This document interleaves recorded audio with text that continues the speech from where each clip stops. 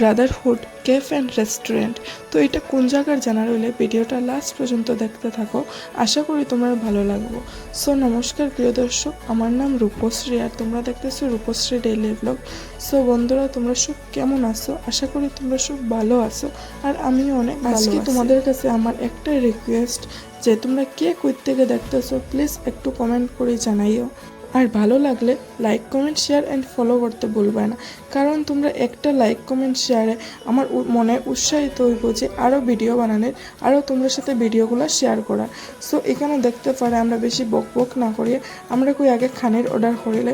তো এখানে দেখতে পারে কফি, চিকেন বিরিয়ানি, রায়তা, পেঁয়াজ, গাজর, এখানেও দেখতে পারে চিলি চিকেন, এখানেও দেখতে পারে কোল্ড ড্রিঙ্কসও কিন্তু আমরা এনেছি। তো আমরা খাইয়া দাইয়া কই ফার্স্টে সেকেন্ড ফ্লোরও দেখাইলে এখানেও কিন্তু তোমরা যে কোনো বার্থডে পার্টি হোক, যে কোনো পার্টি তোমরা সেলিব্রেশন করতে পারবা।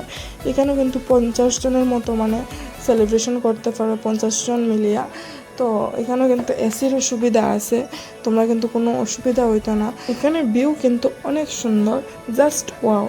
সেকেন্ড কথা, এখানে স্টাফের ব্যবহারও অনেক ভালো, খানের কোয়ালিটিও অনেক ভালো। আর এই রেস্টুরেন্টটা কিন্তু হাইলাকান্দি রোড লাইফলাইন হসপিটালের ঠিক অপোজিট। আর কিন্তু থার্ড ফ্লোরে সুবিধা আছে যে এখানেও যে কোনো পার্টি করার লাগে। এখানেও কিন্তু 80 জনের মতো এস্টিমেট আছে যে 80 জনের মতো তোমরা এখানেও মানুষ ইনভাইট করে পার্টি করতে পারবা।